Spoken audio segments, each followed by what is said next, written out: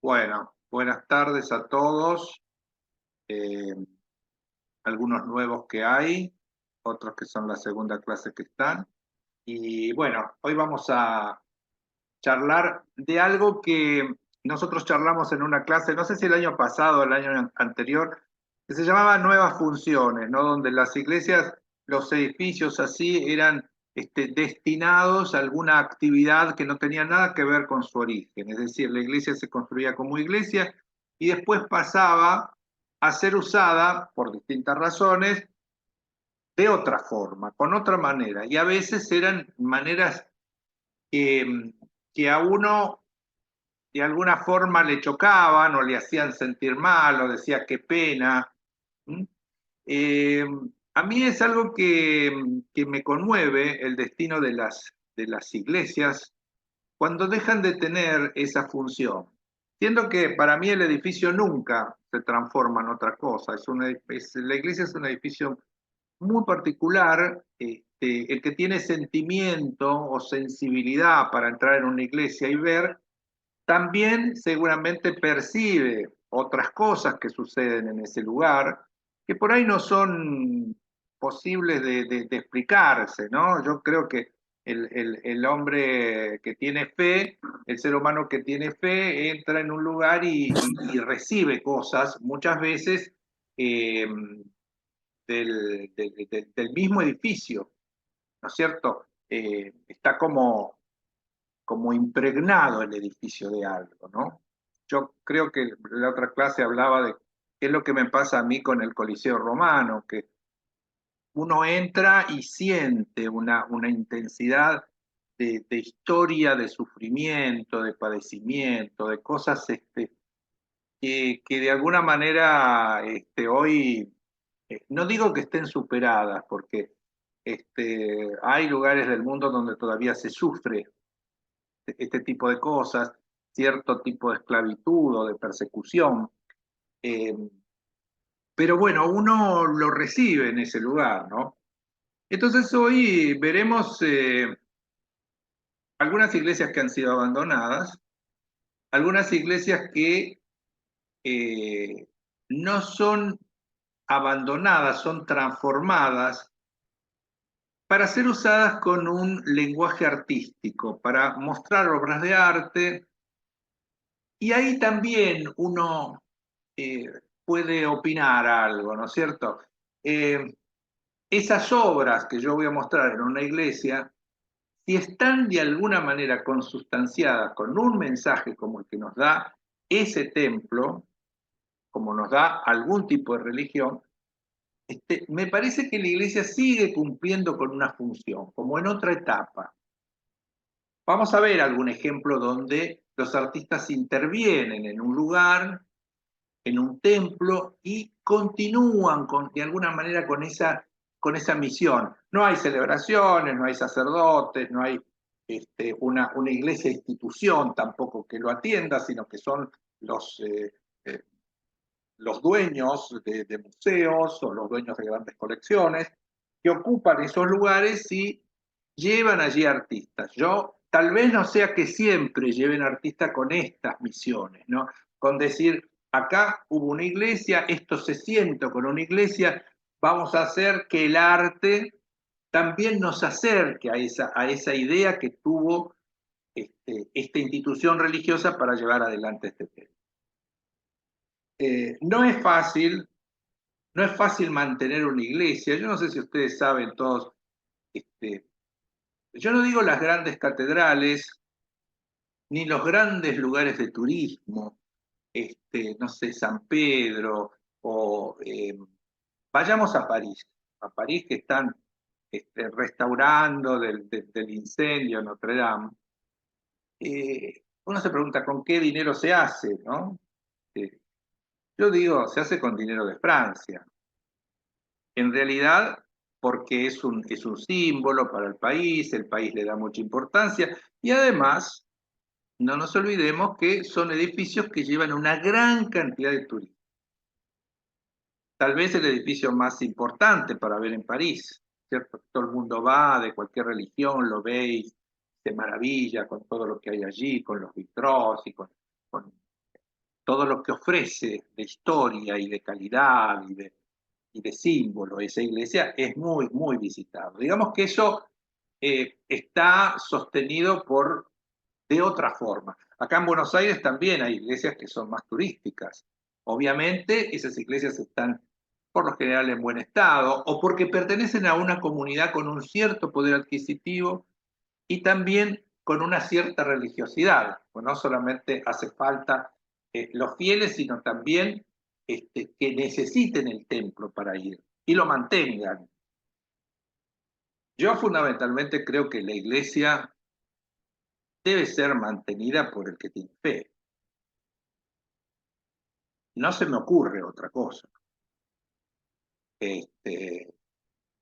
A veces uno dice, pero yo mantengo esto con la monedita que pongo en el canasto cuando voy a la iglesia, pongo, a ver, aquí hay una señora que me dice que no puede escuchar. No logro escuchar,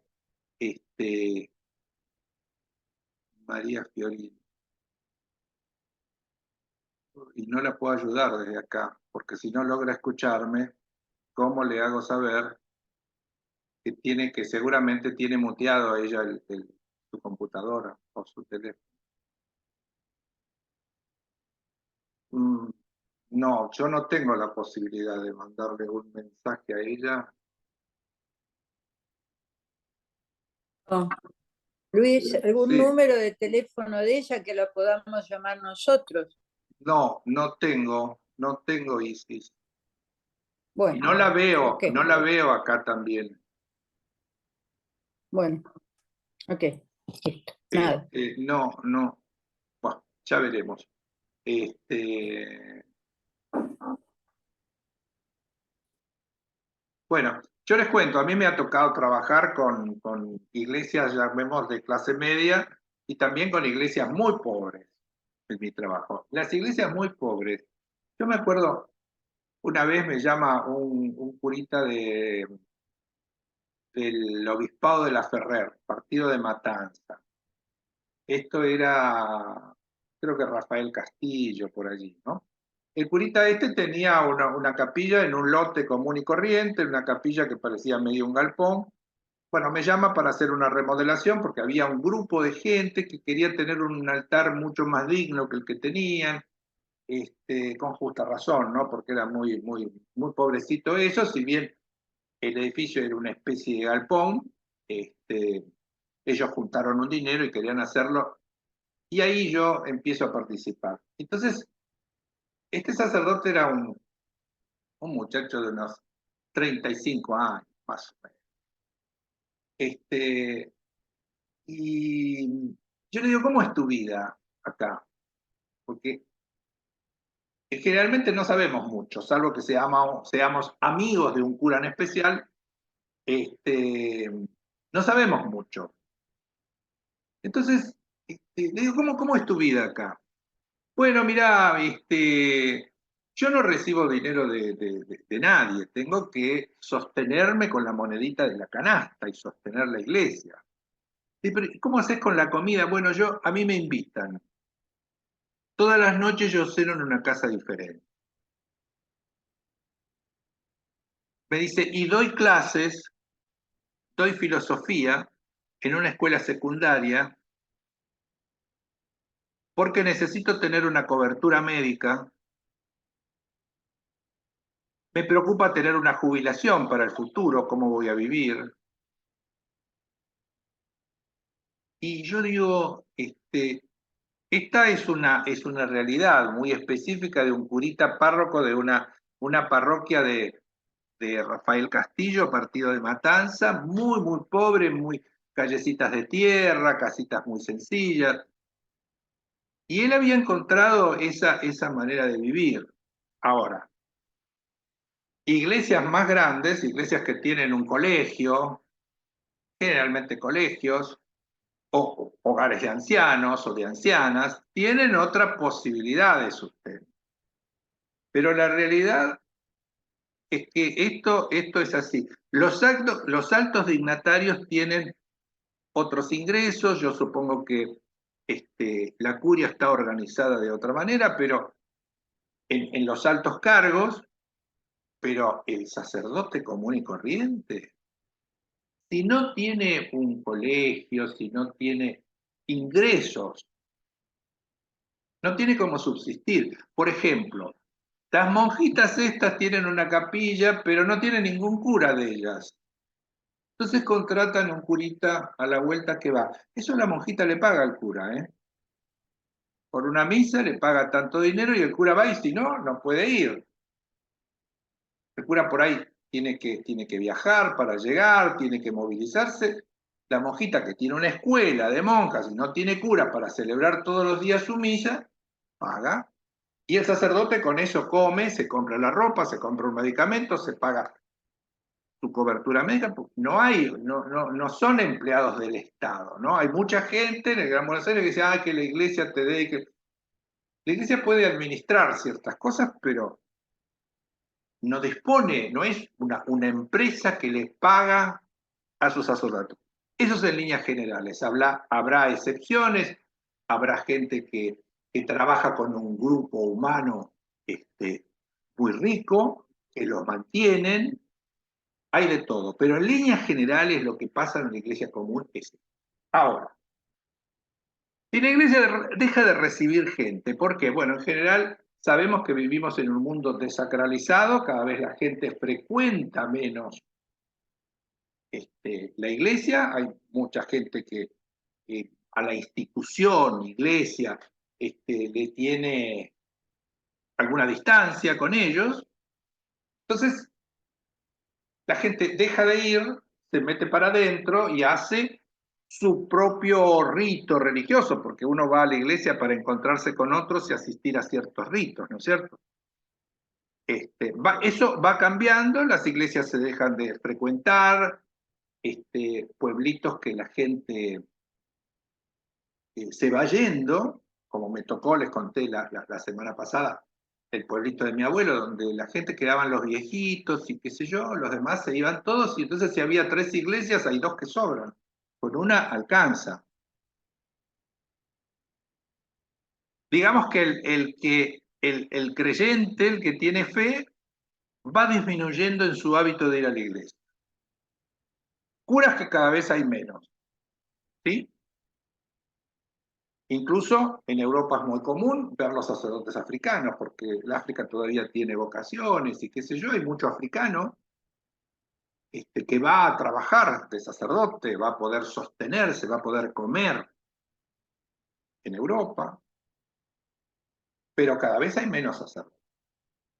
Entonces, la iglesia, sin la cantidad de fieles necesario para sostenerla, sostener el edificio. A veces uno se queja cuando, me quejo también, cuando entro en una catedral y me piden una entrada.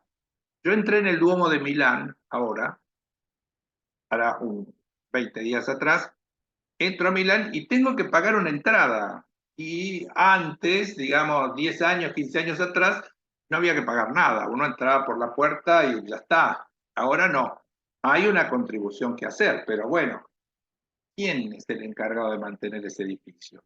Uno podría decir, bueno, la municipalidad porque recibe impuestos por el turismo, por qué sé yo. Seguramente colaboran. El Estado, por ejemplo, les cuento un episodio. En San Giovanni Rotondo, la tierra del Padre Pío,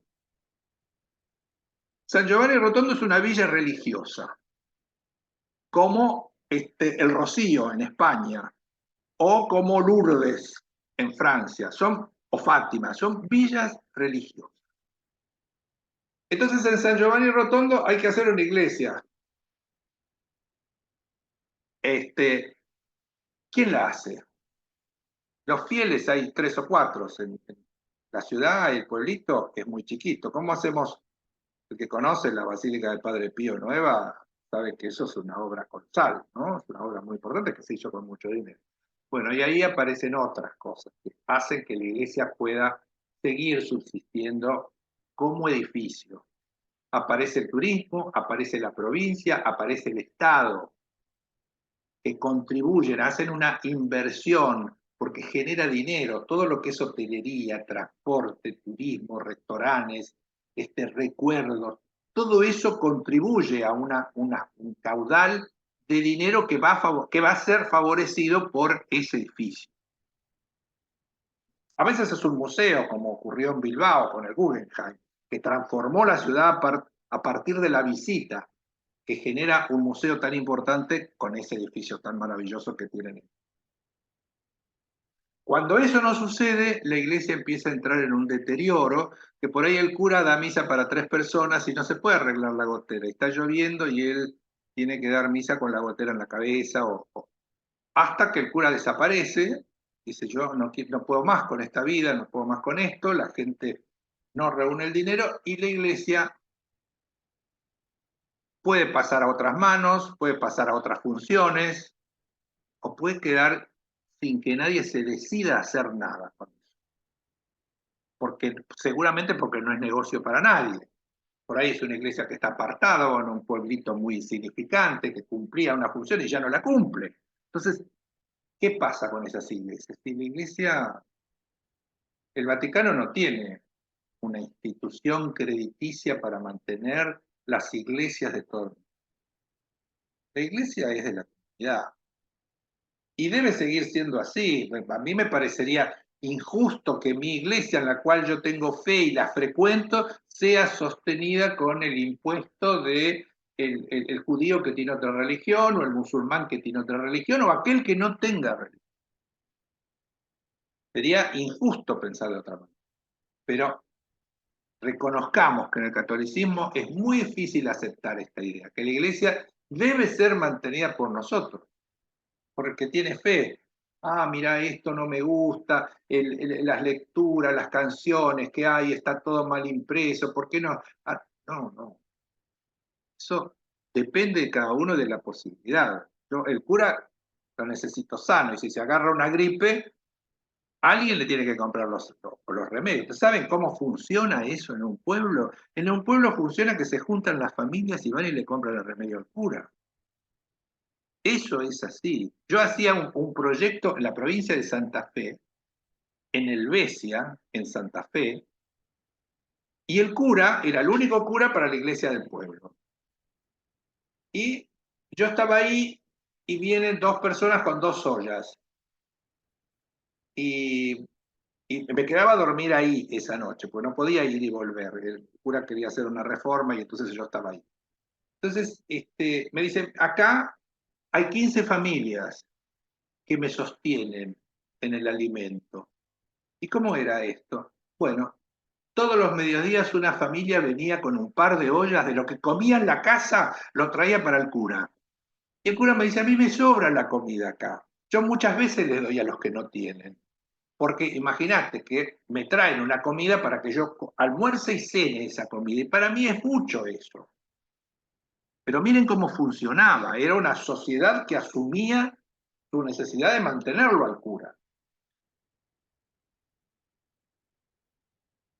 Cosa que me parece muy interesante saber esos pormenores. ¿Cómo funciona? Si lo llaman de una iglesia, una capilla, ahí en Santa Fe pasaba que quedaba a 30 kilómetros. En su jurisdicción una capilla que por supuesto no había cura porque pertenecía a un barrio de indígenas muy pobres, y entonces ahí estaba la capilla hecha con, bueno, de una manera muy sencilla. ¿Cómo se trasladaba el cura? Bueno, el cura hay que ir a buscarlo, hay que traerlo. O si tiene un auto de su propiedad, hay que pagarle la nafta. Las vestiduras. Dice, las vestiduras, que todo eso es el patrimonio de la iglesia y funciona. Habrá ejemplos con cargos más altos, por ejemplo, los que son obispos, ya tienen otro tipo de ingresos, donde el obispo recibe una cantidad de dinero mensual de las iglesias y de la canastita. Además, la canastita esa que yo digo, el cura come de ahí, también tiene que comer el obispo. En muchas zonas, una vez al mes, esa canastita es enviada al obispo y el obispo tiene que tener su vehículo, sus movimientos, bueno, todo lo que tiene que tener el obispo para poder. Entonces estas iglesias quedan como sin función. ¿Mm? Y empiezan a aparecer otras cosas cuando quedan sin función. Vamos a ver el caso de una iglesia argentina que queda sin funcionar como iglesia y empiezan a surgir leyendas, historias, a veces historias con una cantidad de misterio. Y yo creo que entrar en una iglesia abandonada que no se está usando como iglesia genera en el alma humana un recogimiento especial. Primero por la percepción de lo que ahí pasó. Ese es un tema. Pero también porque así como yo digo, tenemos una sensibilidad para entrar en una iglesia, para reconocer un espacio donde se ha rezado, se ha orado, se ha pedido, se ha llorado, se ha eh, eh, eh, encomendado, digamos, a la divinidad por algún hecho, por alguna situación. Eso no queda desprovisto. Hay una sensibilidad especial en el ser humano. Y ahí a que un aspecto de esa sensibilidad nos lleve a pensar en que se fue el cura, se fueron las oraciones, las fuerzas malignas entran y se posesionan del lugar, deterioran el lugar, lo maligno como el deterioro, también está. Las iglesias, los templos abandonados empiezan a tener historias fantásticas. A veces el ser humano no le encuentra una razón, no le encuentra un objetivo y van quedando. A veces se transforman en cosas que no nos gustan, en lugares que no nos gustan, y a veces se transforman en algo que tiene que ver con el arte, que si de alguna manera hay un respeto por la religión que allí ocupó un lugar, me parece que es una misión nueva y que es muy interesante. Vamos a ver algunas iglesias con algunas intervenciones, instalaciones, algunas muy conmovedoras. Los que me siguen por Facebook habrán visto que esta semana yo puse una fotografía de una obra de arte, que es todo con hilos rojos, es una instalación hecha en una iglesia. Que la vamos a contar con lujo de detalle. Pero bueno, vamos a lo concreto para no demorarnos mucho. Vamos a ver una iglesia argentina que es una iglesia muy conocida por los que van a Mar del Plata, que es esa iglesia que está en la localidad de Viboratá. Uno va por la ruta y a 380 kilómetros más o menos de Buenos Aires, es decir, antes de llegar a Mar del Plata, ve una iglesia de estilo neogótico, abandonada totalmente en el medio del campo y de la nada. Y uno, qué pena, ¿por qué estará abandonada así? ¿O qué pasará? Uno le da como, una casa abandonada es una cuestión, un negocio abandonado es otra cuestión, pero una iglesia abandonada, qué lástima, qué lástima. Todos esos medios para poder sostener esto, o digamos, el medio que hubo original, porque esa iglesia la hace una familia, eh, la hace una familia para, digamos, la iglesia de la estancia.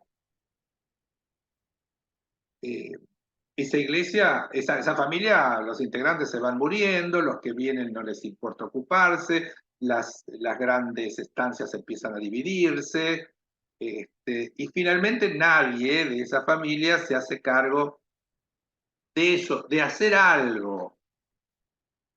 No hay posibilidades, ¿no? Y queda el edificio con esa cuestión de pena. Sumado a esto otro que va apareciendo, que son los fantasmas, las cosas que se ven. Convengamos que una iglesia es un lugar especial, es un lugar de oración, es un lugar donde pasa uno en otro plano. No es raro que aparezcan estos seres negativos, estas cosas que uno no las ha visto, pero siente que puede ser posible, y entonces empiezan a aparecer este, los fantasmas. En este caso, en esta iglesia había un señor que se llamaba Eustaquio Aristizábal. Compra en 1895, a fines del siglo XIX, una estancia allí y bueno, ahí, digamos, crea la estancia, crea el casco y crea también esta iglesia. En realidad él se muere y la mujer de él decide hacerle esta capilla y dedicársela a San Eustaquio. Hizo también un cementerio para la familia, bueno, ahí quedó. Los herederos no siguieron con la idea. Las inundaciones hicieron necesario que el cementerio que tenían alrededor, con los restos de Eustaquio y de Micaela, que era la mujer, fueron trasladados a Coronel Vidal, al cementerio más cercano que tenían. Y hoy la iglesia es una pena. Vamos a verla y vamos a ver qué se le ocurre a uno, qué se podría hacer, qué podríamos hacer nosotros, porque decir, sí, es una pena. ¿Qué puedes hacer más que una iglesia donde no iría nadie, porque está en el medio del campo? ¿De dónde sacamos un cura que vive ahí? ¿Para quién si no iría nadie? No es en la ciudad que tiene sus siglos, acá no hay nadie. Vamos a ver un poco de imágenes y esperemos que todo salga bien con esto de las imágenes, que siempre tenemos algún problema. A ver. Ahí está, ¿la ven?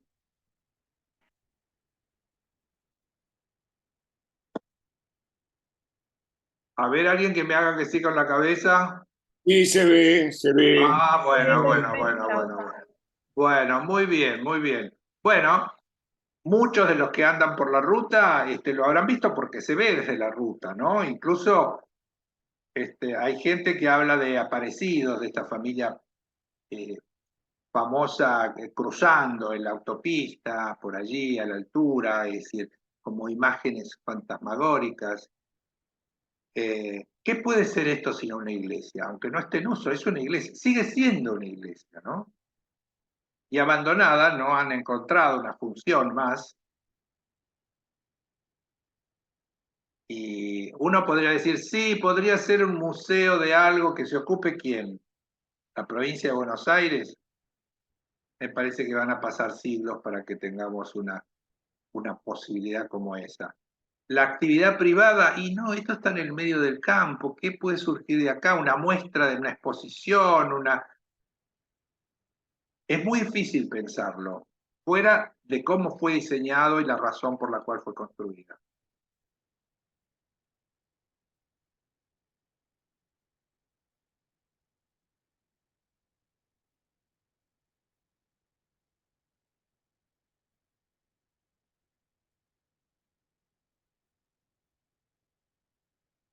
La tristeza, ¿no? Además, ciertos símbolos, ciertas cosas, las vidrieras, el rosetón, columnas, arcos, ojivas, el gótico, imposible no sentirlo como un edificio religioso.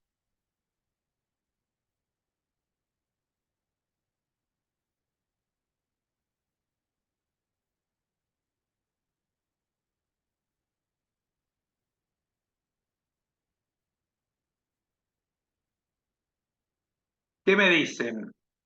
¿Qué piensan? ¿Se les ocurre algo más que dejarlo perdido ahí? A mí me da pena, pero entiendo todo lo que surge alrededor y uno dice, pero ¿por qué? ¿Quién no hace nada? En la provincia de Buenos Aires por ahí nos faltan otro tipo de cosas también. Muy difícil es pensar en esto y hacer responsable a alguien, ¿no es cierto? Por ahí esa familia que la mantenía la iglesia decide no mantenerla por razones económicas, por razones de fe o por razones operativas. Por ahí no se puede ¿para quién? Tener un cura que vaya a celebrar misa donde no va nadie, porque está en el medio del campo y llovió y no va nadie, porque uno tiene que chapalear en el barro.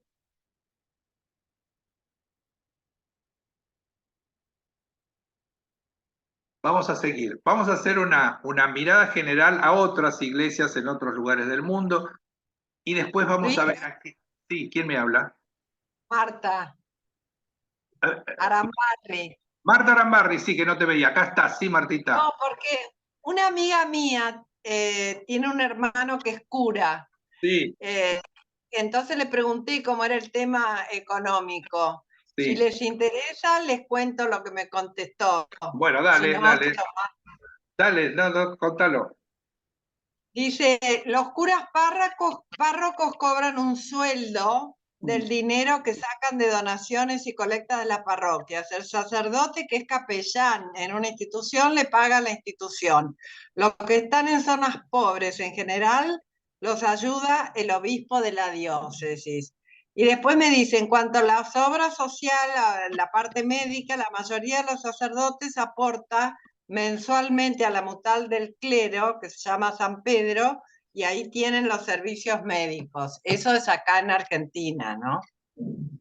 O sea, No, es así. El dinero que dispone el cura es de las donaciones, claro, como vos decís. es lo que decía. Y Sí. él paga, y él se paga todo de ahí, y bueno, y si no tiene, supongo que el obispo le dará de comer, lo invitará a su casa y le dará de comer. Es así. Claro. Pero bueno, hay comunidades que juntan plata, tienen mucha gente, ponen 10 pesos cada uno, no sé qué, y el cura anda vestido, ¿cierto? Porque eso también forma parte del sostenimiento de, de la religión. Yo me acuerdo que el cura que más cerca vi es de esta capilla que tuve que hacerle el altar, y él vivía en un ambiente donde no tenía calefacción, donde yo digo, qué tortura además, ¿no? Porque una cosa es vivir en la curia o ser el arzobispo de Buenos Aires o el obispo de alguna institución, de alguna jurisdicción, pero el curita común, bueno, tiene sus grandes problemas. Pero bueno, una de esas cosas es que el cura no puede hacer una reparación si no pide plata. Entonces aparece Cáritas que ayuda, aparece el otro, pero bueno, uno dice, viven pidiendo, y sí, viven pidiendo. Por eso los que tienen un comedor infantil, como muchos de los que yo conozco en la Ferrer, hacen magia con el dinero y piden alimentos y piden a esto, y hay mucha gente que dona, porque mantener un comedor y no se sabe de dónde sale la plata es muy extraño. La política también hace las suyas, ¿no? Digamos que, eh, digamos, el sacerdote no es un pro gobierno oficial, algo menos va a recibir, ¿no es cierto? Eso existe también en este mundo, ¿no? Pero bueno, hay otras situaciones donde por ahí no se sabe. A mí, cuando yo trabajaba en la Ferrer, un día el obispo me lleva a ver un comedor que él tenía. Un comedor que tenía 200 chicos por almuerzo. Y entonces, bueno, me contaba que cómo hacía para sostenerlo. Y le digo, Monseñor, ¿cómo hizo usted para levantar esto? Hay que equipar, hay que tener una cocina, hay que tener vajilla. ¿Cómo hizo? Mire, me dice, aunque usted no lo crea, la diócesis tiene un personaje que nos ayuda mucho a nosotros. Y yo le digo, ¿me puede decir quién es? Sí, sí, es decir, todo el mundo lo sabe. Yo recibo mucha plata de Tinelli, me dice. Este comedor fue hecho con donaciones de él. Y yo digo, bueno, hay gente que se ocupa o que se acuerda de eso. Digamos, si el cura tenía ese comedor y tenía otras cosas también que había hecho con donaciones. Me dice, nosotros todos los años le pedimos plata. A veces nos ayuda, a veces no, a veces menos, a veces más. Bueno, listo, ahí dejo el tema. Pero bueno, la iglesia es sostenida con ese tipo de cosas, esas donaciones. ¿Sí? Bueno, vamos a ver estas iglesias abandonadas, que las vamos a pasar rápidamente.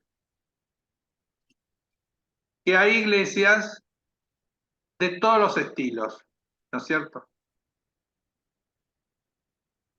Esto es una iglesia gótica, no tiene uso. Esto está en Francia, pueblitos que ya no tienen su gente y se usan como depósito o hasta que surja alguna cosa que no va a ser otra iglesia. Digamos que difícilmente se pueda pensar que va a volver, digamos, a que la sociedad tenga una demanda de este tipo de templos, ¿no? Miren lo que hace el deterioro, la humedad en lugares de tanta riqueza. Ahora, restaurar esto exige una energía muy grande que supera lo que la iglesia puede hacer ahí. Las donaciones por ahí han ido a otra, o las inversiones se han hecho en otros lados. La sociedad va cambiando y la iglesia va dejando de tener ayuda en ese sentido. No es casual esto, sino que en todas partes sucede lo mismo. Incluso el aportante, la gente con las donaciones, la gente que hace un testamento, que está sola, cada vez es más raro, cada vez es menos difundida esa actitud.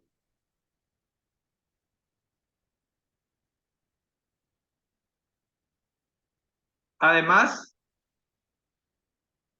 uno se pregunta, pero no puede servir como, porque se supone que al lado debe haber una institución religiosa o tendrán una iglesia nueva. En realidad pareciera que se van. Acá el sacerdote se fue.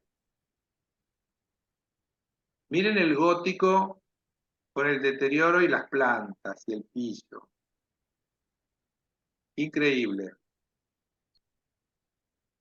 Y que todo esto, bueno, sabemos, es una iglesia, no lo podemos disfrazar de nada esto, es una iglesia y va a seguir siendo. Lo que se haga va a tener que considerar eso, ¿no? Los símbolos, el sistema constructivo,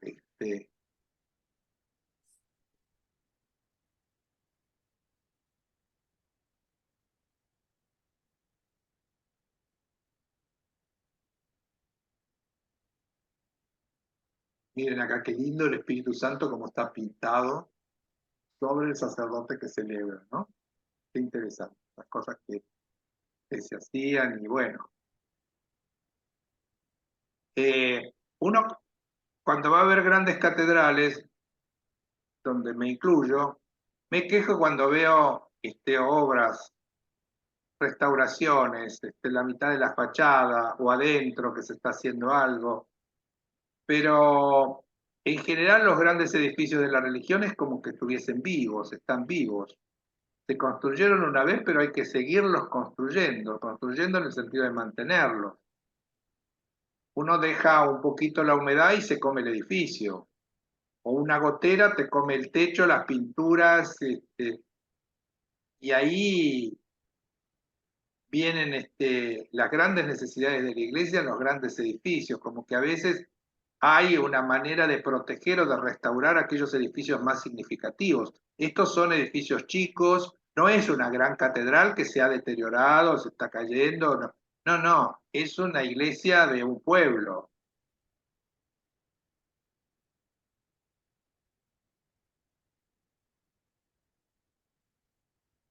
Las pinturas, lo que son los frescos en general, son los más dañados por la humedad.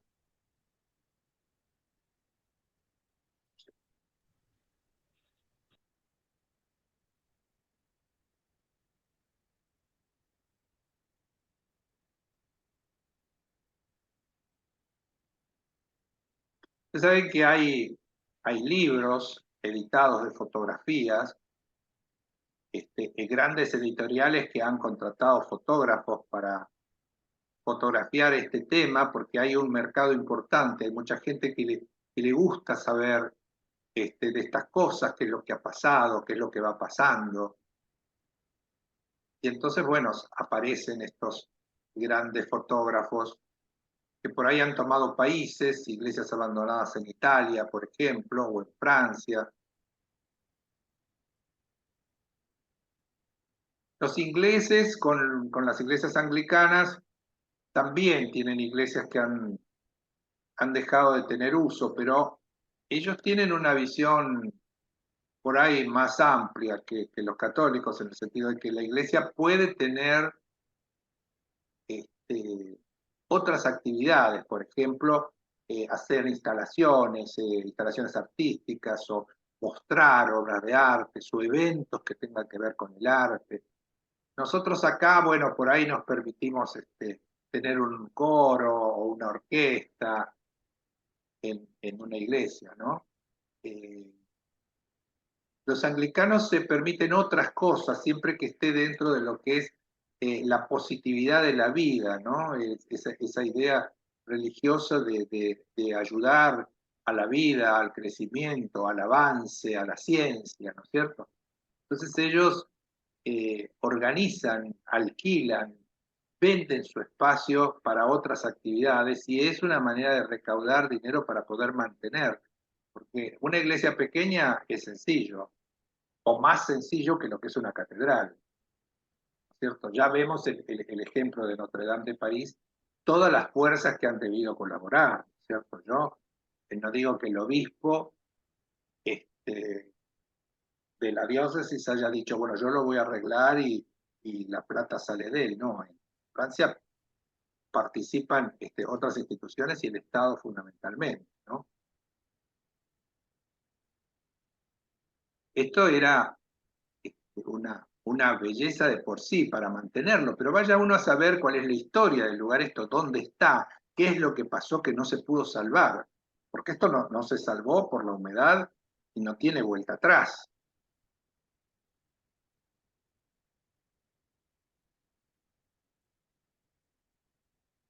Terremotos, tal vez, y no se reconstruye. Miren, Luis, sí, Luis, perdón, discúlpame, soy Marita, pero digo yo, el mobiliario, ¿no sí. se puede llevar a otro sitio, rescatar a un colegio, a una capilla para dejarlo así todo al Mira, deterioro? yo creo que no deben necesitar. Acá, mira, en esta que estamos viendo, tiene 3 altares desarmados. Una cosa que es muy interesante, que vos tenés una pared de mármol, una escalinata, un altar de mármol, y no te digo que imposible, pero casi es un milagro poder desarmarlo sin que se rompa. El mármol No, en estas láminas es muy frágil. El resto del mobiliario, yo supongo que las sillas las deben llevar a otro lado. En algunos casos están como abandonados, como que no les interesó a nadie, ni siquiera las sillas. Pero en otros lugares esas cosas pequeñas han desaparecido, como la vajilla para la liturgia, tampoco se ve acá. Por ahí el obispo se lo llevó, desapareció, pero Perdón, Luis, y los vitrós se pueden sacar, ¿no? los vitrós en teoría se pueden sacar. Acá están puestos, ¿ves? Nadie los ha sacado, nadie se ha tomado el trabajo. No deben saber qué hacer, ¿no? Hemos visto algunas iglesias que tienen esculturas y las han dejado, no entiendo por qué no se llevaron las esculturas. No se tal las cual, llevan. eso es lo que yo digo. Eso es lo que yo opinaba también, porque se veían ahí las estatuas religiosas. Mira, no debe haber un interés en llevárselas. Si no se los hubiesen llevado, o no se pueden sacar, o alguna razón. Pero también hay en esto, yo puse una palabra cuando hablé de, de la clase, hay también un poco de desidia, ¿no es cierto? Uno dice, sí, esto sirve, tengo que, bueno, a ver, ¿quién me ayuda a trasladar esto? Y Claro, ¿quién se nadie. encarga? Piense que, ¿Quién se bueno, encarga? mirá, hay que pagar un flete, hay que pagar unos restauradores que la saquen. Yo me imagino que en un estado de deterioro como este, apunta la energía, por ahí están manteniendo otra pequeña iglesia. ¿Mm?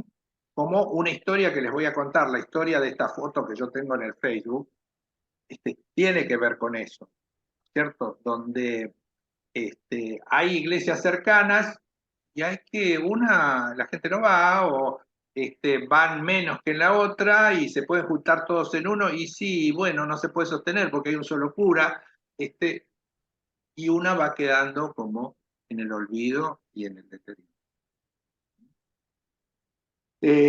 Vamos a ver ahora unos ejemplos de qué cosas pueden pasar, digamos, con el arte y las iglesias. Vamos a ver algunos ejemplos donde a mí me parece que el arte contribuye de alguna manera a esta misión del edificio, a poder mantenerlo, a poder seguir exhibiendo. Hay hoy iglesias, uno va, por ejemplo, a la Catedral de Amberes, una de las catedrales más lindas góticas que he visto, porque está todo pintado de blanco, varias veces la he mostrado y siempre la menciono. Y bueno, tiene unas pinturas de Rubens increíbles, que no las tiene otro gran museo. Creo que hay 5 pinturas de Rubens increíbles, y uno dice, bueno, yo quiero ver, vas a la iglesia, tenés que pagar una moneda para entrar, hay que pagarlo. También la iglesia sigue funcionando como catedral, se mantiene con dinero de muchas partes, y también mantienen las obras muy importantes. También hay obras nuevas que ahora se las voy a mostrar. Vamos por parte a ver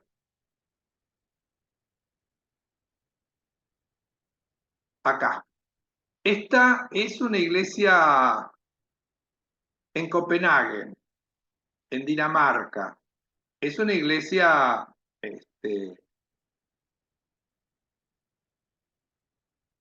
construida fundamentalmente en mármol, se la conoce como la iglesia de mármol, y también es un monumento que padece toda esta cuestión de la poca frecuentación de la gente, donde mayormente es el turista que va, el turista entra y da una vuelta y se va, no es que frecuenta,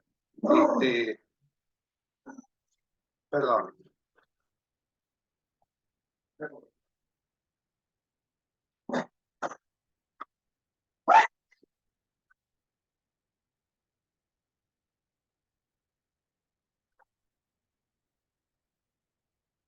Perdón, los que preguntaban por Beto, ahí se hizo notar.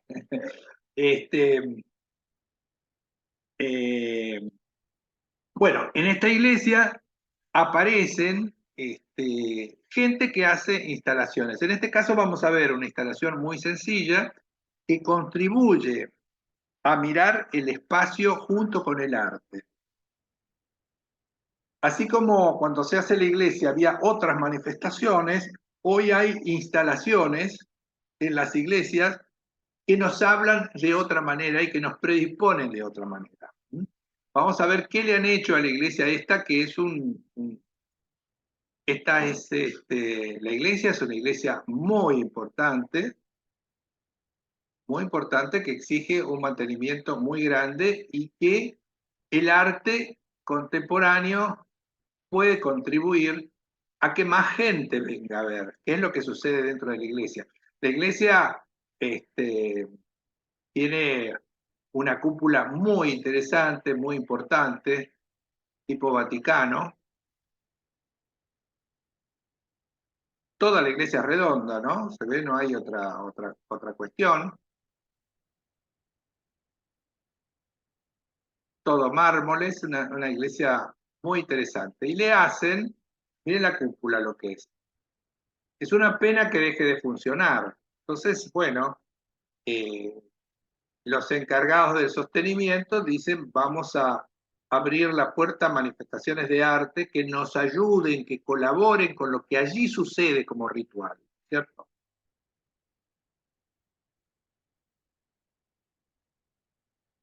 Una iglesia redonda que no es de mayor preferencia, pero es una joya, ¿no? Acá se la ve.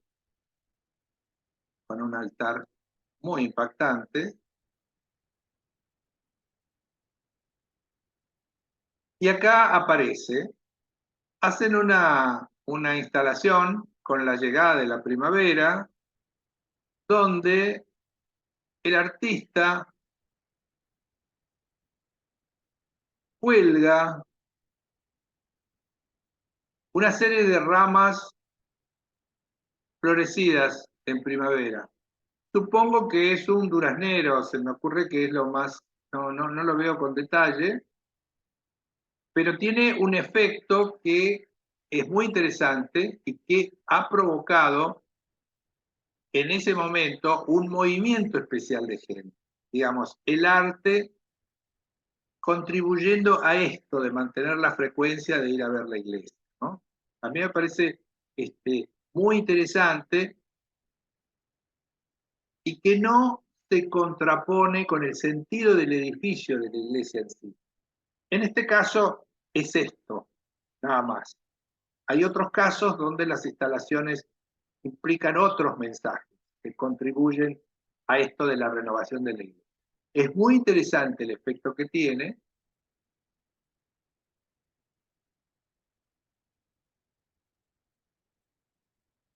Imaginemos la iglesia de nuestro barrio, ¿no? Qué bueno sería.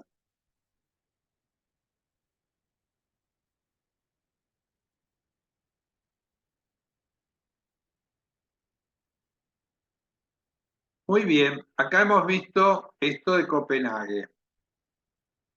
Vamos a ver la siguiente. A ver, esto es una catedral del sur de Inglaterra, Salisbury. Generalmente los que van a Stonehenge a ver esos monumentos prehistóricos tienen la oportunidad en el mismo tour de pasar por Salisbury. Salisbury es una iglesia gótica muy linda, como muchísimas que tiene el sur inglés, y tiene la particularidad de tener esto que vemos acá, que parece un espejo, es una pila bautismal, y lo que tiene allí es agua, o sea, el espejo es agua. Una pila bautismal grande, importante, y arriba hay una instalación. ¿Qué es esto? Incluso acá vemos un señor que está colocando las últimas palomas. Estas son palomas en origami que también están colgadas del techo. Todo se dispuso para ver esta obra de arte, ¿no? Esta obra es una especie de Espíritu Santo replicado tantas veces como seres humanos pueda haber en ese momento en la iglesia, ¿no? Es como esa actitud de decir, el espíritu humano que desciende, el Espíritu Santo que desciende, acá lo tenemos reflejado con una infinidad de palomas hechas con papel blanco y suspendidas del cielo raso. Muy hermoso, muy simbólico también para ver en una iglesia. Digamos que la instalación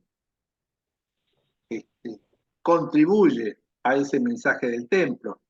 Algunos se debe acordar de una iglesia que yo mostré en Inglaterra, cuando fui a Inglaterra, en Canterbury, que había una especie de balsa colgada del cielo raso, así como este, hecha con botellones de vidrio. Muy interesante, porque también esa barca contribuía a la idea del espacio religioso, ¿no? Que te conduce hacia algún lugar. Acá, un lugar donde se recibe al Espíritu Santo. Bien, qué interesante, qué lindo, ¿no?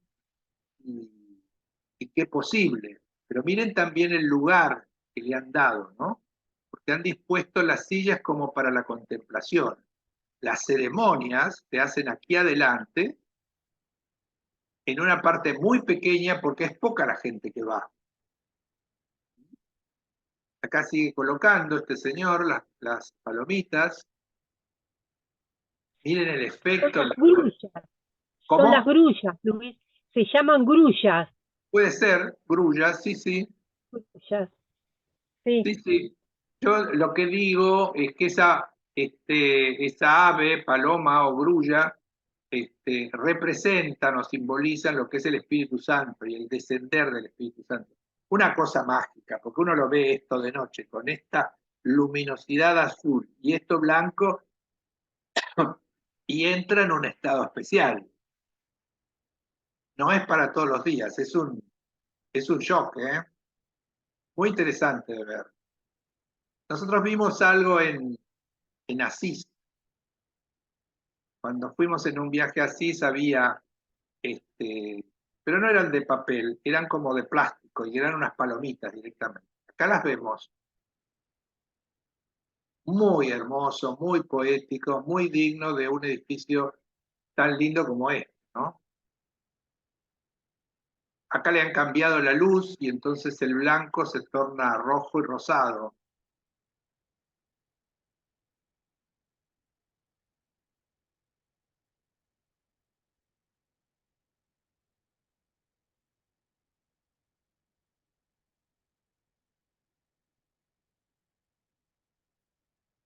¿Qué me dicen?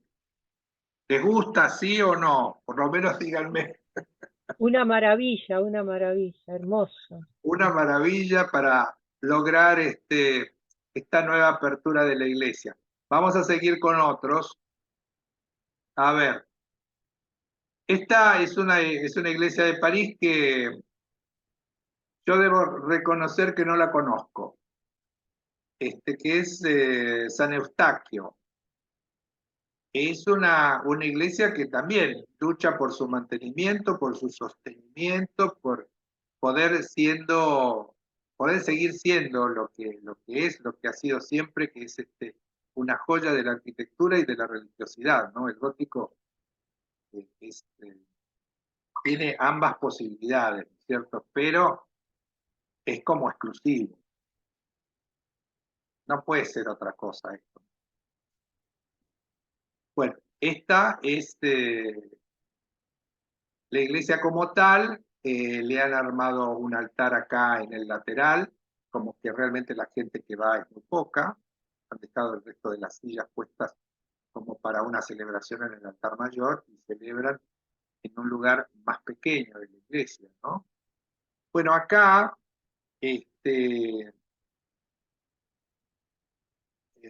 un artista que se llama Miguel Chevalier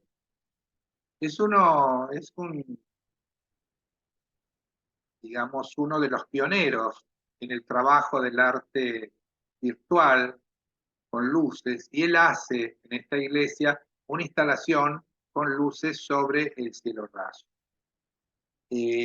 Pensemos que el mensaje simbólico del cielo raso, ustedes saben, lo hemos dicho varias veces y seguimos, representa el cielo que aspiramos, que podemos llegar, la elevación hacia la unión con la divinidad. Ese cielo es el cielo propuesto en todos los edificios religiosos. Las cúpulas representan de alguna manera como un camino preferencial con ese domo que se forma arriba. Y acá él se anima a colorear con luces lo que es el cielo raso de la iglesia. La iglesia, acá veíamos cómo estaba armado un altar más pequeño. Sillas, no hay reclinatorio. Bueno, miren. Estas cosas, mostrando cielos que en última instancia no es un cielo más que un cielo individual, ¿no? Los cielos son para cada uno, de cada uno. No elegimos uno o el otro, es el que podemos. A mí me parece muy interesante y acá lo que vemos es que hay una cantidad de gente que viene a ver el espectáculo, ¿sí? Ya no hay sillas, no hay nada. La iglesia es un centro de espectáculos.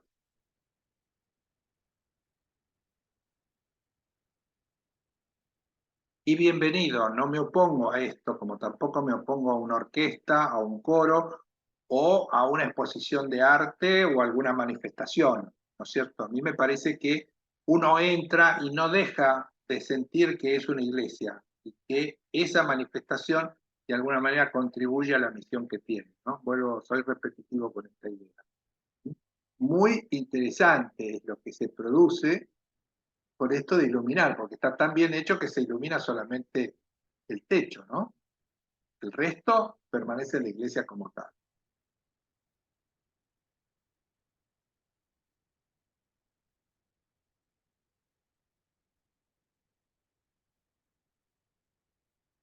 Magia, ¿no?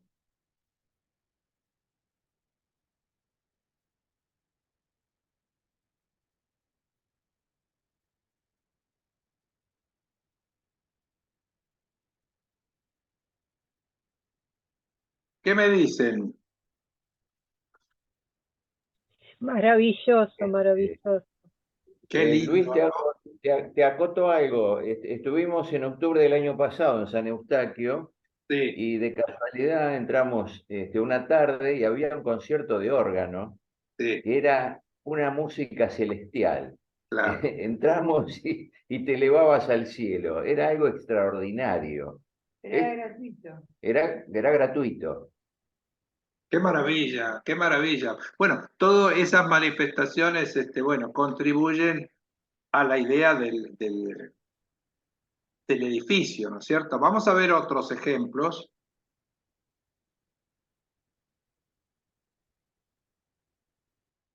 Esta es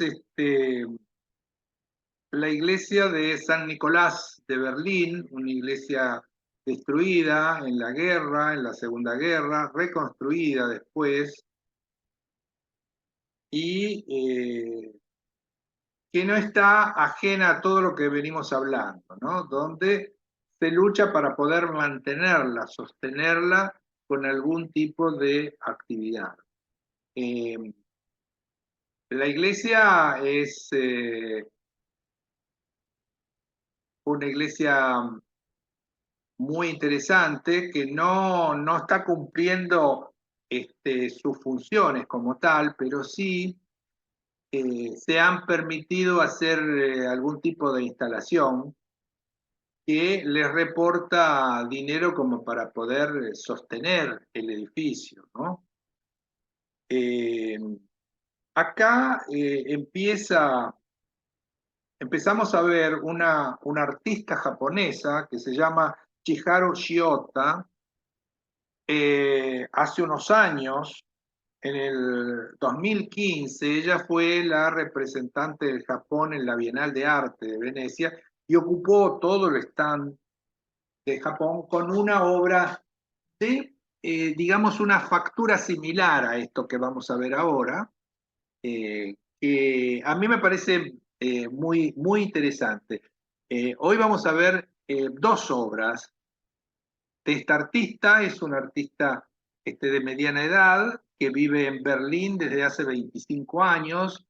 Y ustedes saben que para el arte contemporáneo Berlín hoy es una especie eh, de punto culminante, ¿no? Donde hay una concentración de actividad artística muy fuerte, muy alentado por el país, por la ciudad.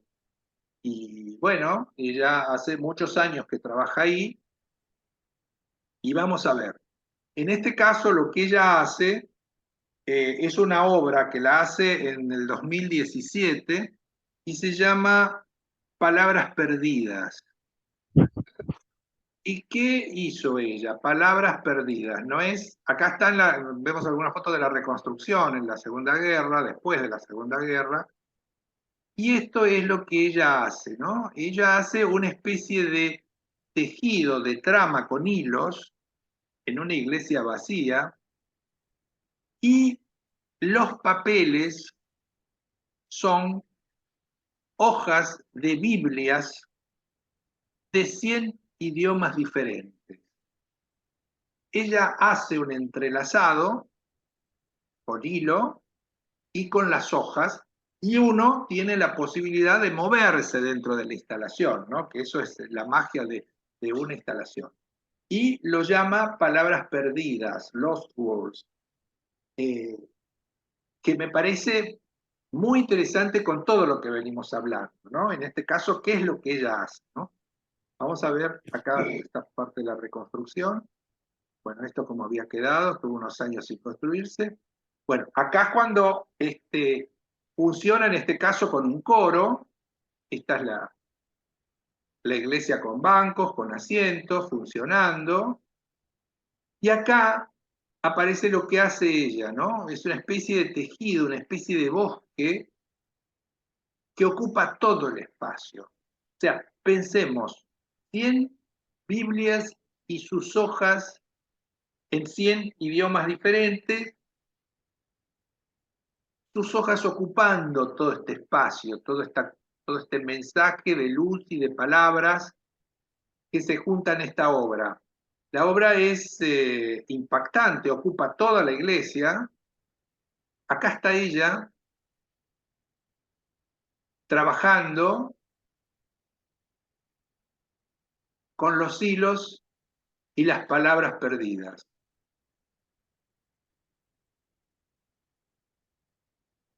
La iglesia ha perdido, digamos, su funcionalidad como tal para los rituales, pero yo siento en lo personal que la obra contribuye a mostrar esta idea de la iglesia, ¿no es cierto? De un edificio con sus oraciones, con sus rituales, que no se hacen, pero que, digamos, no ha perdido el sentido de camino.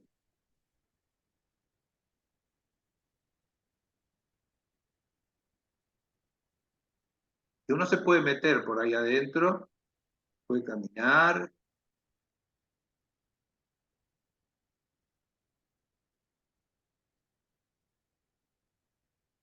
Son obras que no son repetibles, son obras, instalaciones que se hacen, duran un par de meses y después se desarman y no son imposibles trasladarlas.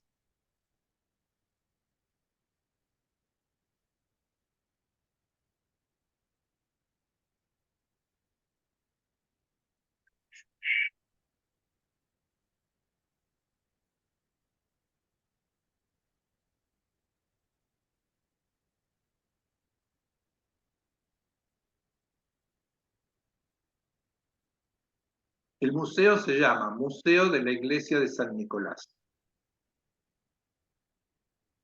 O sea, no ha perdido, ¿cómo? No ha perdido ni el nombre, ¿no? Porque es Museo Iglesia de San Nicolás.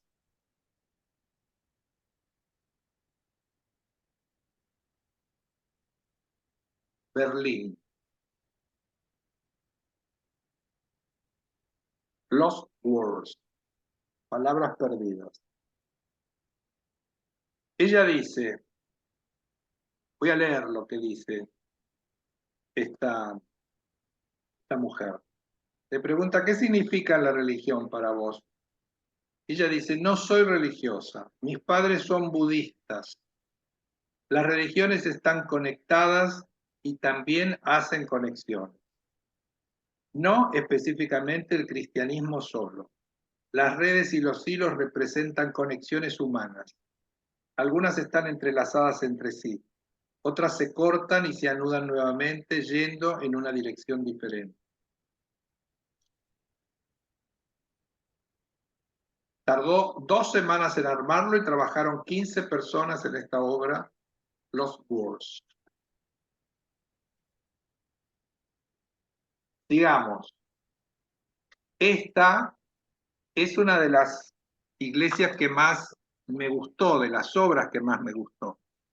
Este edificio es un edificio del brutalismo. El brutalismo es ese movimiento en la arquitectura con mucho hormigón armado, hormigón a la vista. Es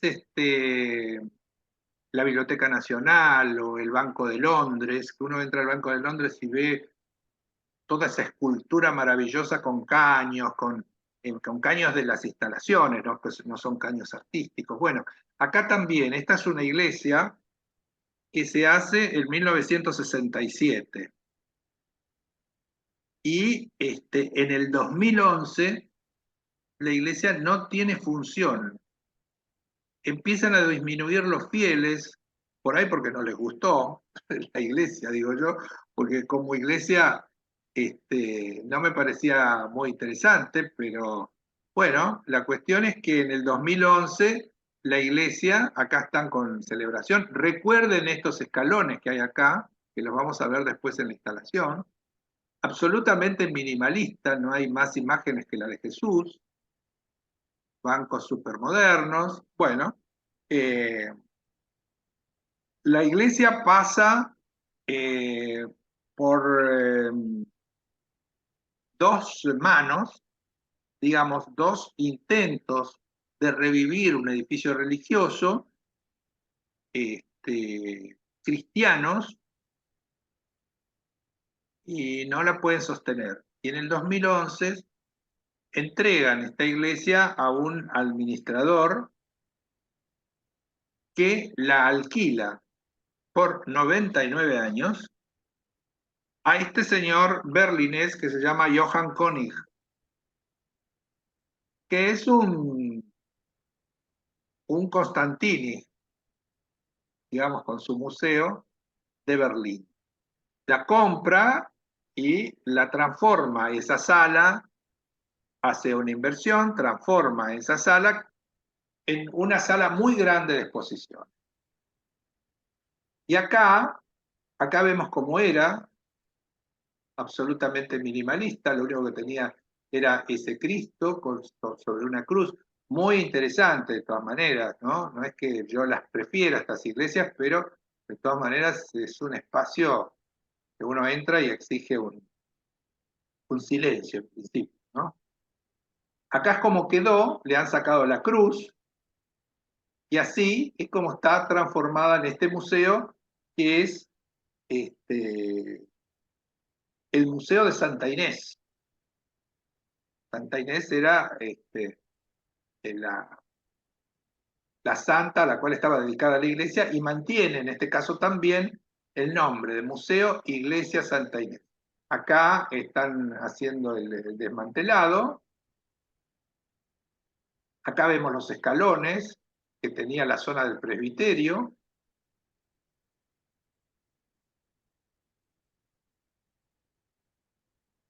Esta es un render, un dibujo, pensando cómo iba a ser el espacio, que era la única nave que tiene la iglesia, cómo iba a ser dedicado al arte.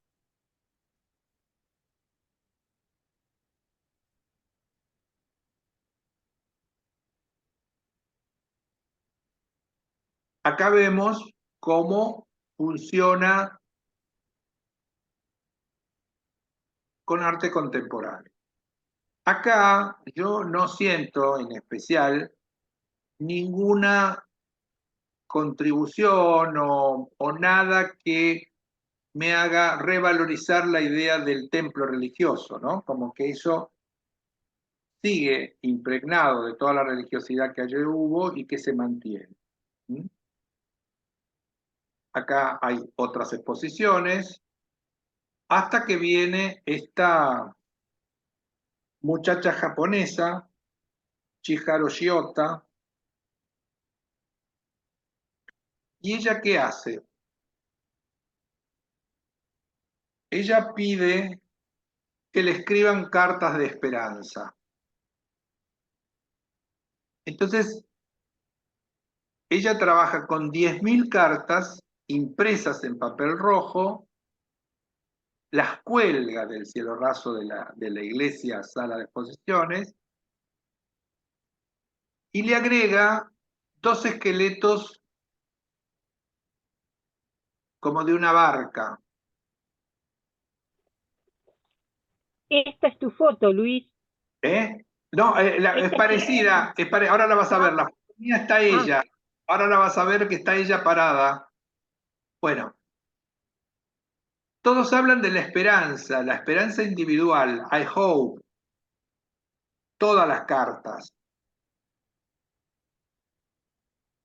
Y así se llama la obra, I Hope.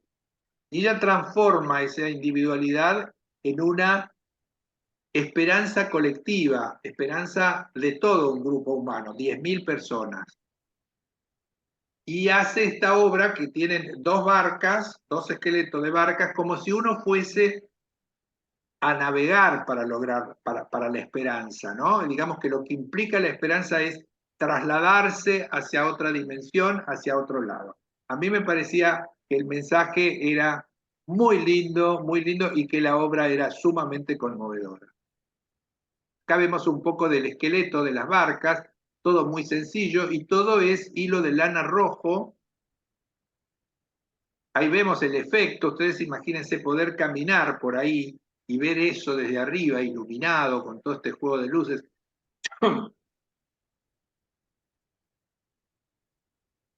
Acá está ella.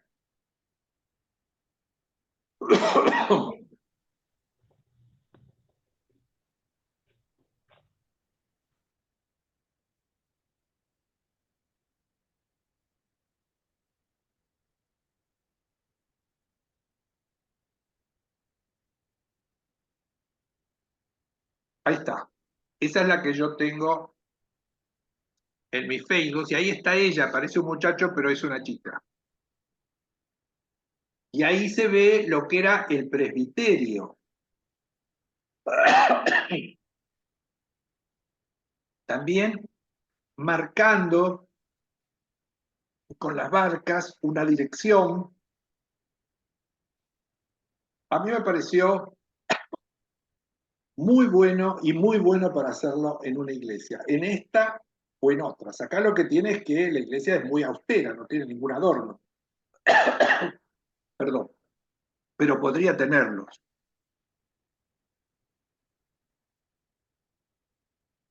Miren la dimensión también, ¿no? O sea, esto se ha trabajado con una grúa, mucha gente y tiempo, ¿no?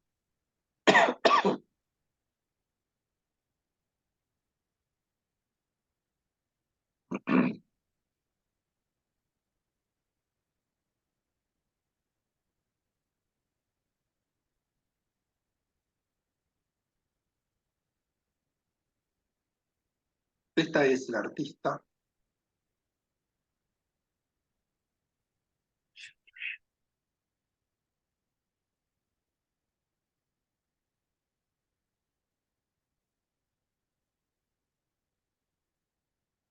¿Qué me dicen?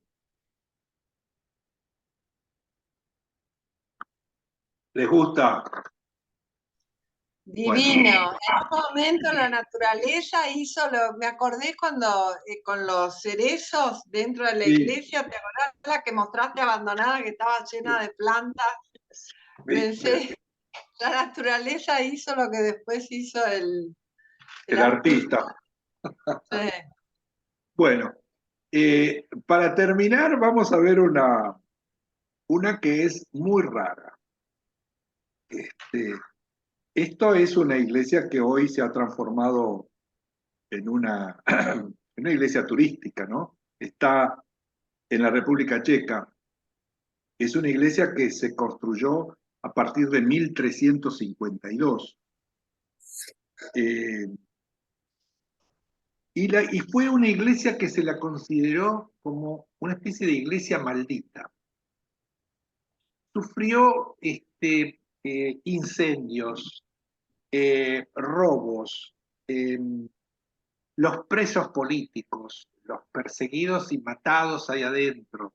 O sea, una iglesia que no la quería nadie.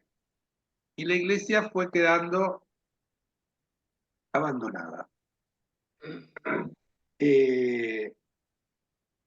Un joven escultor llamado Jakub Hadrava decidió llevar adelante un proyecto que él tenía, que era darle lugar con una creación artística a lo que la gente en general sentía del lugar, que estaba habitada por fantasmas, que eran los fantasmas de los desaparecidos, de la gente que había muerto en la Segunda Guerra. Y entonces él hace una obra tomando como modelos a sus compañeros de estudio. Y hace lo que se llama la Iglesia de los Fantasmas. Miren qué cosa rara, pero que a partir de ahí, de esto, que materializa esto que yo les decía al principio de la iglesia de Viboratá, que es muy común que en las iglesias abandonadas uno sienta estas cosas, ¿cierto? O le parezca, no sé cómo explicarlo, pero sabemos que sucede o que puede suceder para mí. Vamos a verlo para no perder mucho tiempo y disfrutar lo que puede ser realmente la creación humana y las historias de la ¿eh? Vamos a ver. Bueno, miren.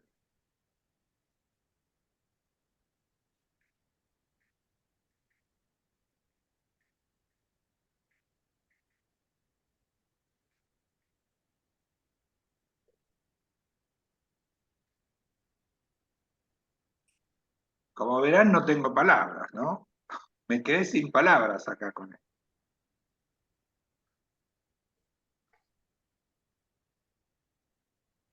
Miren, acá hay una pareja. Hay algunos de pie. Son 30 en total. La ciudad se llama Luková.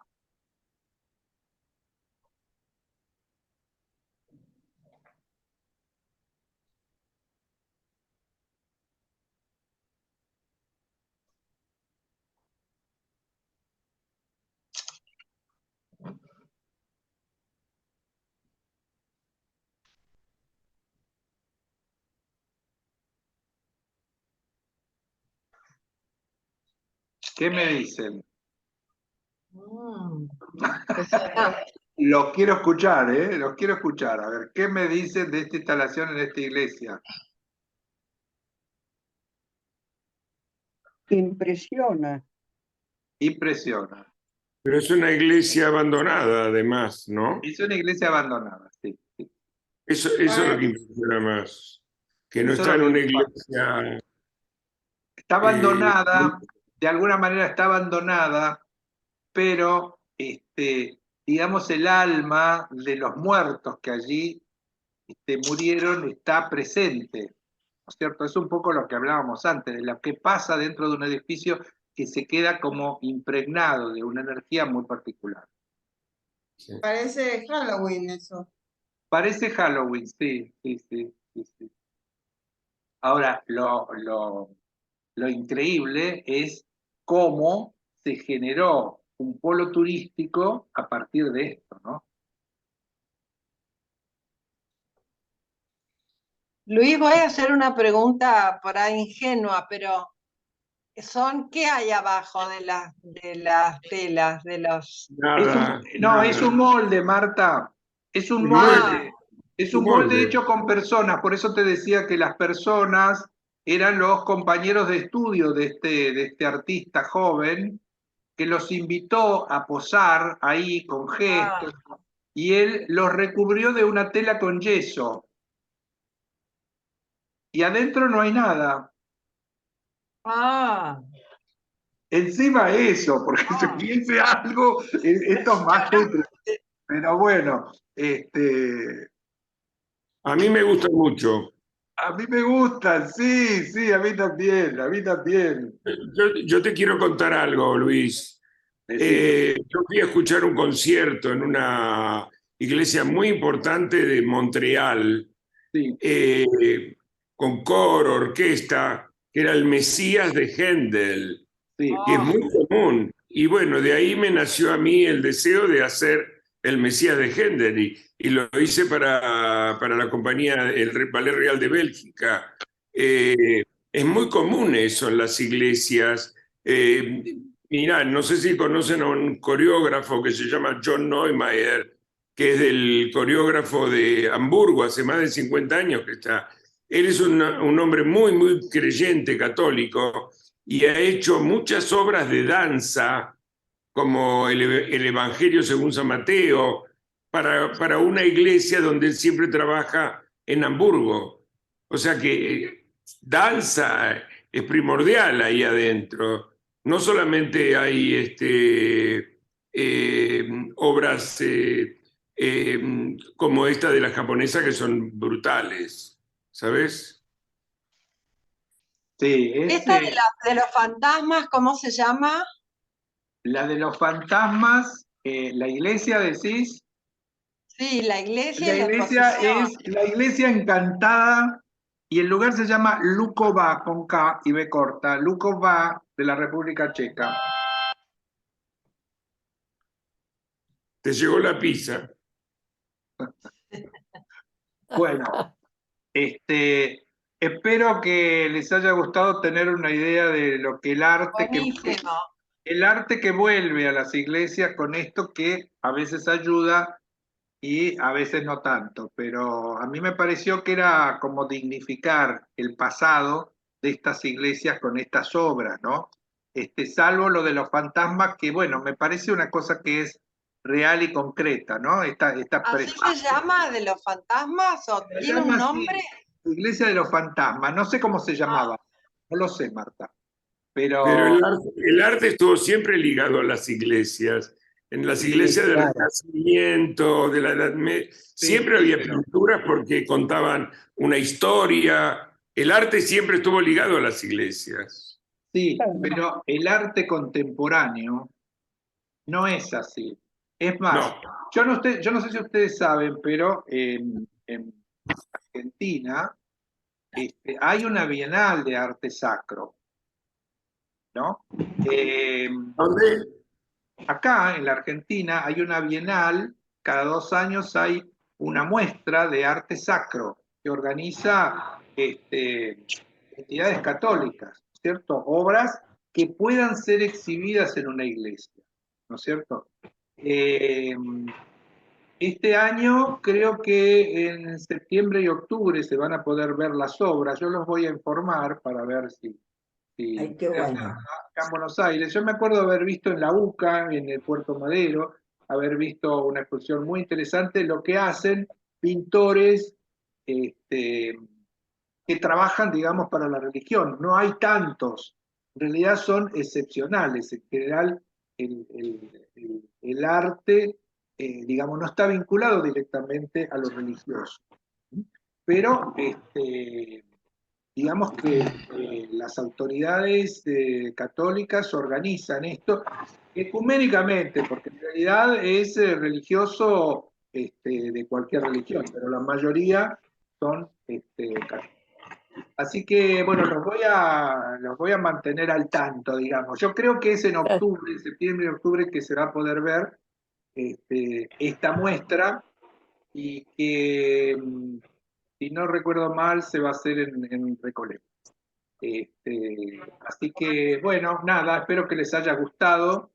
Y bueno, si tienen algo para comentar, acá estoy, a ver. Muchas gracias. Winner, no te escucho, Winner, no te escucho.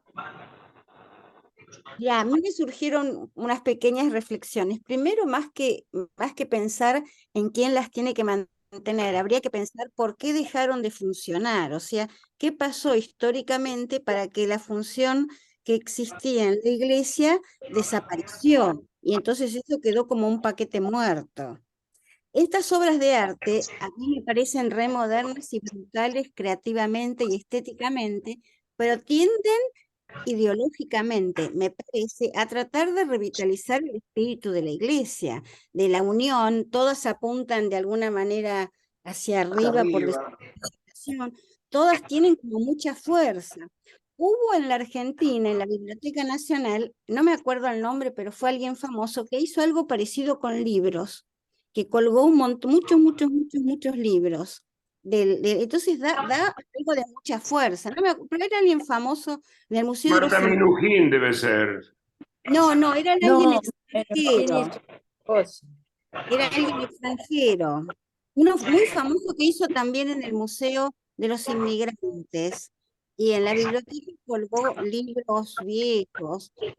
Y después hay una escritora que está muy en boga y que la deben de conocer, que se llama Irene Vallejos, que vino a la Argentina y que tiene este libro El infinito en el junco, que ella hizo un análisis que a mí cuando la escuché me resultó como, nunca lo había pensado, hace una relación entre los tejidos que esta japonesa menciona y vos mencionaste muy bien, que es la trama de las telas y la trama de las palabras.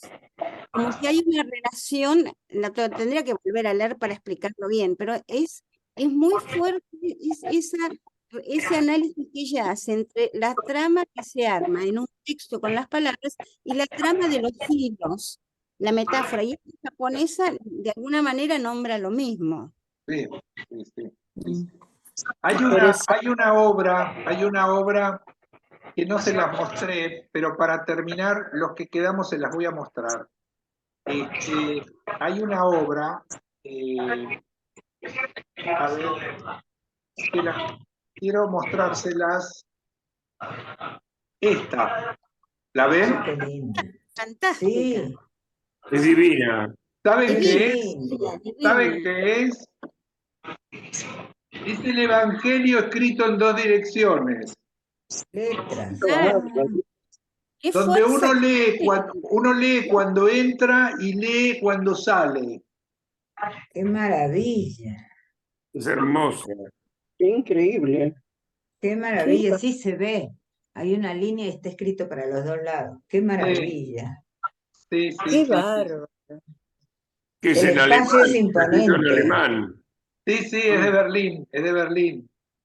El Sí. espacio es Pero no está escrito en imponente. alemán. Muy lindo, donde el espacio no puede ser otra cosa y él hace esta instalación para apoyarnos y caminar con una dirección, como te llevan las letras, sobre estas palabras. Me parece muy Chris interesante. dice que no es alemán. Por No, ahí es no es alemán. holandés. Por ahí es Bueno, no sé holandés. si eso es alemán. El artista, No sé que sea el artista, holandés o dinamarqués o sueco. Sí, puede ser, pero alemán no es. Sí. De eso doy fe. Una maravilla es esto. Divina, divina la obra. Sí, Qué preciosa. Bárbaro. Luis, mirá que apareció tu sudoku. Sí, ya sé. Estaba guardado Pareció el Clarín. mi sudoku, claro.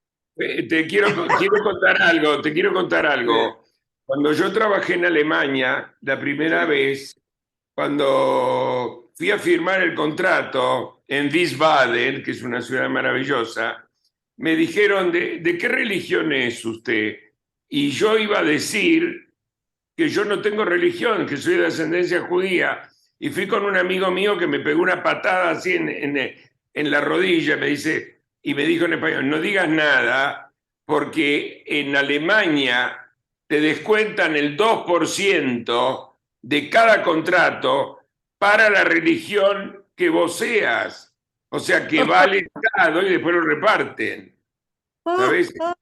Entonces me dijo, decía ateo. Y yo dije, bueno, ateo. Y bueno, realmente soy ateo. Pero eso el Estado se Hola. encarga de pedir un 2% a cada contrato que se haga. Y después Mira, te llamo en un minuto que estoy para cada terminando la religión. clase. Te llamo. Las palabras son dinamarquesas. Yo busqué una en el Google y dice Dinamarca. Perfecto. Bueno, espero que les haya gustado, que les sirva para abrir Una la cabeza, maravilla. a ver qué hacemos con las iglesias y hacernos cargo. El que va a la iglesia que haga lo que tiene que hacer. Muy Por el bueno. curita y por el edificio. Un gran abrazo. Muchas gracias, Luis. Nos vemos Gracias. en 15 días. Gracias. Muchos cariños. Gracias. Una Buenas maravilla. noches. Una maravilla. Gracias. A vos, Saludos. gracias.